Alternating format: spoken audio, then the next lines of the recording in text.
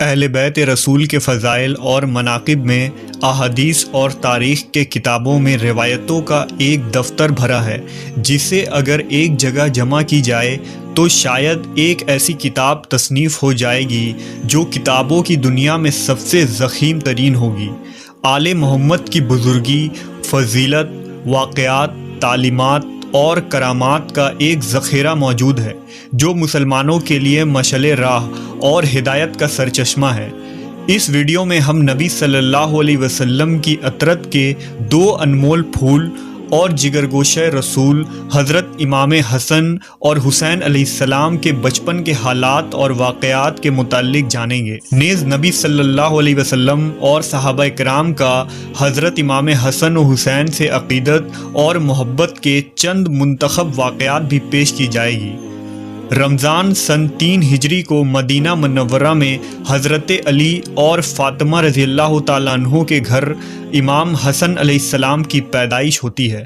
نبی صلی اللہ علیہ وسلم کو جب خبر ملتی ہے تو آپ صلی اللہ علیہ وسلم تشریف لاتے ہیں اور اپنے نواسے کا نام حسن رکھتے ہیں، جبکہ شعبان 6 ہجری کو امام حسین علیہ السلام کی ولادت ہوئی۔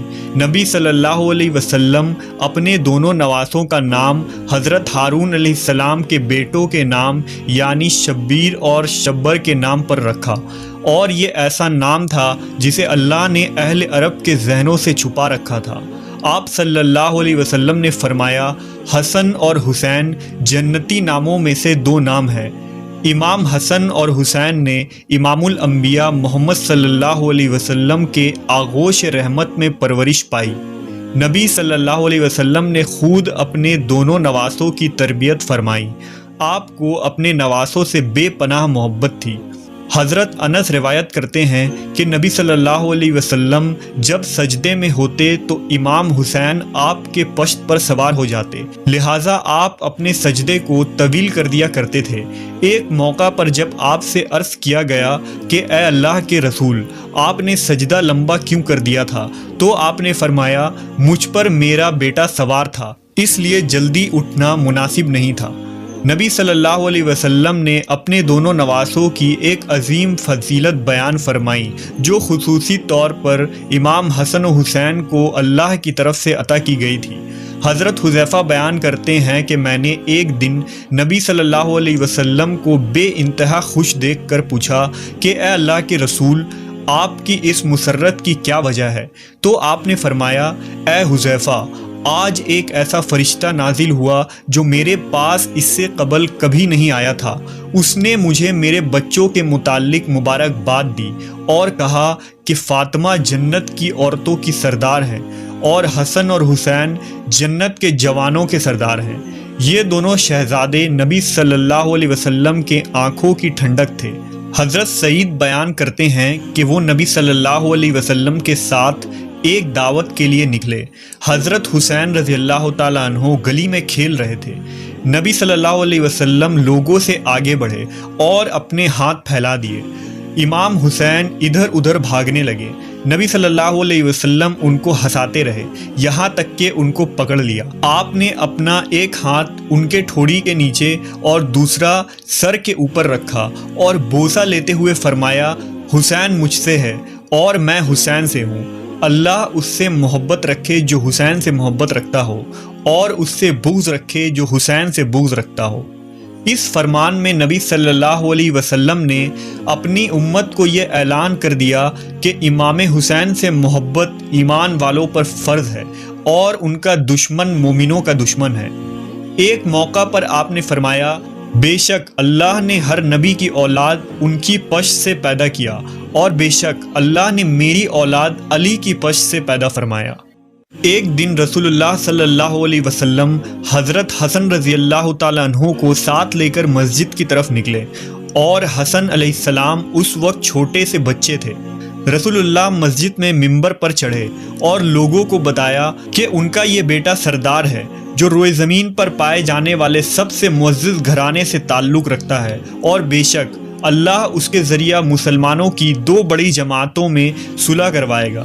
امام حسن کی برکت سے اللہ ان 2 جماعتوں کو آپس میں ملا دے گا اور جنگ اور لڑائی کا خاتمہ ہوگا۔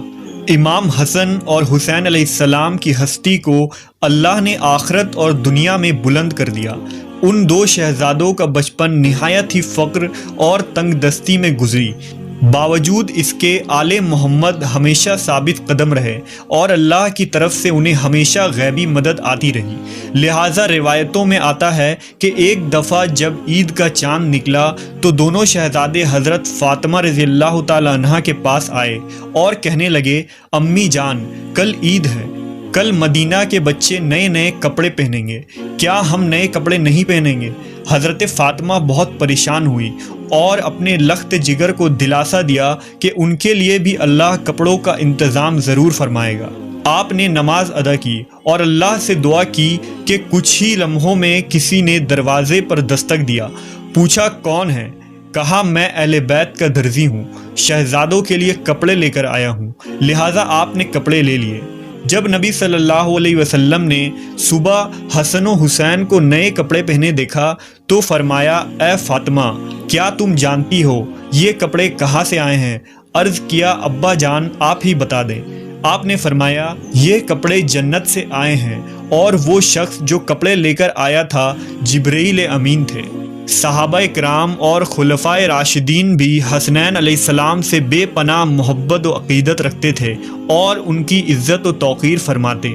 لہٰذا ایک روایت کے مطابق جب حضرت عمر ابن خطاب رضی اللہ تعالیٰ عنہ خلیفۃ المسلمین تھے تو آپ ایک دن منبر رسول پر خطبہ دے رہے تھے۔ حضرت امام حسین علیہ السلام آپ کے پاس آئے اور ان سے کہا کہ آپ میرے نانا کے منبر سے نیچے اتر جائیں اور اپنے والد کے منبر پر تشریف لے جائیں۔ حضرت عمر نے کہا، میرے والد کا تو کوئی منبر نہیں۔ یہ کہہ کر حضرت عمر نے حضرت امام حسین کو اپنے پاس بٹھا لیا، پھر وہ منبر سے اتر کر حضرت حسین کو اپنے گھر لے گئے اور فرمایا، اے میرے بیٹے، آپ کو یہ کس نے سکھایا تھا؟ نے کہا، کسی نے نہیں۔ حضرت عمر نے فرمایا، اگر آپ ہمارے پاس آیا جایا کریں تو بہت اچھا ہوگا۔ چنانچہ حضرت امام حسین ایک دن ان کے گھر گئے تو حضرت عمر حضرت معاویہ سے تنہائی میں گفتگو کر رہے تھے۔ حضرت امام حسین نے دیکھا کہ حضرت ابن عمر دروازے پر کھڑے ہیں۔ حضرت ابن عمر نے امام حسین کو اندر جانے کی اجازت نہیں دی، اس لیے وہ واپس چلے گئے۔ بعد میں جب حضرت عمر سے ان کی ملاقات ہوئی تو آپ نے فرمایا، اے میرے بیٹے حسین، آپ ہمارے پاس آتے کیوں نہیں؟ لہذا حضرت حسین نے فرمایا، میں ایک دن آیا تھا اور آپ مصروف تھے، مگر آپ کے صاحبزادے ابن عمر نے مجھے اجازت نہیں دی تو میں واپس چلا گیا۔ اس پر حضرت عمر نے فرمایا، نہیں، آپ تو عبداللہ ابن عمر سے زیادہ اجازت کے حقدار ہیں، کیونکہ ہمارے سروں پر جو یہ تاج شرافت ہے یہ سب کچھ اللہ تعالیٰ نے آپ کے گھرانہ کی برکت سے ہی دیا ہے۔ اور پھر حضرت امام حسین کے سر پر حضرت عمر نے شفقت سے ہاتھ رکھا۔ اسی طرح مورخین نے لکھا کہ حضرت عمر رضی اللہ تعالیٰ عنہ نے حضرت امام حسین کا وظیفہ اپنے بیٹوں سے بھی بڑھا چڑھا کر رکھا تھا۔ اس پر حضرت عبداللہ ابن عمر نے اپنے والد حضرت عمر سے ایک موقع پر شکوہ کیا کہ آپ مجھے حسین سے کم وظیفہ دیتے ہیں، حالانکہ ہم دونوں کو برابر وظیفہ ملنا چاہیے۔ روایت میں آتا ہے کہ حضرت عمر نے ان پر ناراضگی کا اظہار کیا اور فرمایا کہ تم حسین کے ساتھ برابری کی بات کیسے کر رہے ہو؟ تم عمر کے بیٹے ہو اور وہ رسول اللہ کے نواسے ہیں۔ اگر آج تمہارا باپ امیر المومنین ہے تو حسین کے نانا کی برکت سے ہے، اس لیے اس سوچ کو ذہن سے نکال دو۔ اسی طرح ایک روایت کے مطابق حضرت عمر کے پاس مدینہ میں شاہ ایران کے خزانے بطور مال غنیمت کے پیش کیے گئے۔ حضرت عمر نے اس کے متعلق صحابہ سے مشورہ کیا کہ اس کو کس طرح تقسیم کیا جائے، یعنی کس پیمانے سے ماپ کر یا ہاتھوں کی ہتھیلیوں سے اندازہ کر کے تقسیم کیا جائے۔ حضرت علی نے فرمایا، ہاتھوں کی ہتھیلیوں سے دینا زیادہ بہتر ہے۔ لہٰذا حضرت عمر نے سب سے پہلے حضرت حسن کو اس طرح دیا اور اس کے بعد حضرت حسین کو بلا کر اسی طرح سے عنایت فرمایا اور اس کے بعد لوگوں کو بلا بلا کر دینا شروع کیا۔